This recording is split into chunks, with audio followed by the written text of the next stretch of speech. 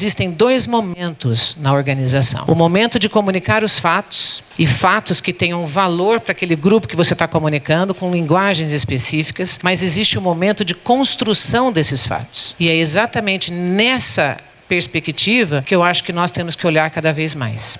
Então, como que nós estamos orientando os nossos gestores no processo, no desenvolvimento de processo comunicacional com suas equipes, para que as construções sejam construções validadas por aquelas pessoas. E aí o validado se torna consequência em todos os momentos. Então, essas relações são relações que nós precisamos passar a refletir, inclusive, no nosso campo. O quanto nós estamos sendo processo, por exemplo, e não ferramenta na organização. O quanto nós estamos sendo chamados para o remédio e não o pensar, e não o planejar, e não o criar, e não o entendimento daquele determinado grupo, que são inúmeros grupos. Não adianta falar funcionários. Quem são os funcionários? Como que eles pensam? Aonde eles estão? Qual é o desejo? Qual é a vontade? Como que eles crescem enquanto pessoas nessa empresa? Se você olhar os desafios do trabalho, por exemplo, eles falam assim, olha, as pessoas querem, além do crescimento profissional, o crescimento pessoal. Então, como que você oportuniza o crescimento para além do profissional na organização?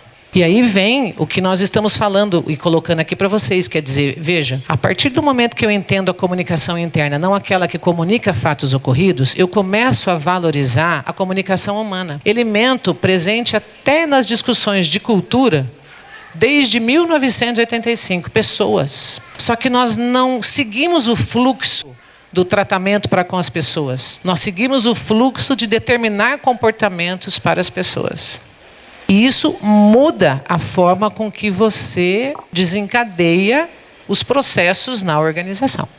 Então eu acho que chega o momento da gente olhar e dizer assim, olha, se comunicação ela é processo, ela é movimento contínuo. Eu não consigo mais visualizar onde eu estou terminando uma atividade. Não, eu sei que eu estou construindo o tempo todo.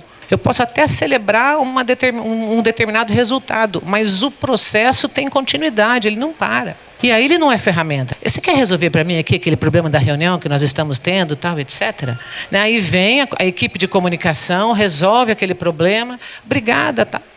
Gente, sabe, comunicação no que nós hoje estamos tratando, no que nós hoje estamos olhando, ela vai muito além disso. Ela respira a organização, ela transforma a realidade, ela ultrapassa aquele estágio atual. Onde eu exatamente observei aquela realidade, Para um pouquinho, olha, ok. É a questão de, por exemplo, desenvolvermos uma estrutura, né, para melhorar a reunião, o relacionamento, ok. Mas que formas de trabalho nós podemos ali, naquele exato momento, demonstrar que é muito mais do que isso? Mudando a perspectiva daquelas relações, naquela reunião, naquele momento, não necessariamente a gente vai conseguir fazer tudo. Nós precisamos começar a questionar a nossa atividade, o valor da nossa atividade, o propósito que nós temos enquanto olhar para a comunicação com funcionários, seja dentro da área de recursos humanos, seja dentro da área de comunicação institucional, seja dentro da área de comunicação, seja dentro da área do marketing, seja a área que nós tivermos o olhar para as pessoas. Às vezes, numa pequena empresa, o processo de relacionamento e de diálogo, às vezes ele é muito mais frequente do que numa grande organização. Numa pequena empresa, nós temos excesso de relações informais. Numa grande empresa, nós não temos tanta proximidade e nós temos excesso de relações formais. A pequena organização não posiciona as pessoas, ela deixa só no nível da informalidade, ela não formaliza.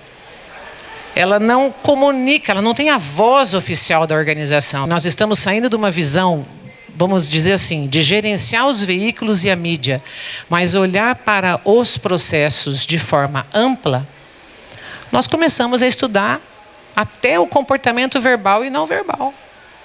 né? O olhar, o ouvir. Às vezes, nós estamos conversando numa relação, mas nós estamos falando, mas nós não estamos ouvindo o que você está querendo me dizer. Aí, de repente, eu paro e modifico o meu comportamento. É incrível a mudança que eu tenho nessa relação. Como que na organização, nós conseguimos, na realidade, olhar para todas essas possibilidades. Às vezes, o não olhar significa alguma coisa também. Nós precisamos aprender cada vez mais como nós nos relacionamos com os outros. É importantíssimo que, quando, como, onde, porquê. Aonde que eu vou buscar depois a informação naquela empresa, concorda comigo? Tudo isso é muito importante, mas é fundamental nós, além dessa atividade, começarmos a olhar para como que nós estamos efetivamente construindo relacionamentos com as pessoas nos ambientes. E aí eu vou dizer que eu preciso disso, que é o que nós falamos de quem somos enquanto organização, que está relacionado diretamente com cultura e identidade. E eu não vou ter imagem e reputação se eu não tiver cultura e identidade. Não adianta. A Ana Luísa Almeida, ela fala sobre identidade, quem somos, e imagem, como somos vistos. Reputação, eu preciso de inúmeras experiências para eu necessariamente ter reputação sobre uma determinada empresa. Então não é um único convívio. A questão nossa é como que nós começamos a olhar muito mais para uma visão centrada nas pessoas do que necessariamente centrada nas hierarquias. E isso flexibiliza mais a organização. Até chegarmos no ponto do que Dietz fala de comunicação colaborativa. A mais B igual a C. A mais B não é igual a B, consenso. A mais B igual a C.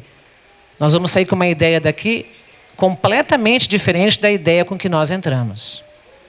Porque nós vamos começar a conversar, compartilhar, discutir, etc. E a gente se renova nesse processo e inova.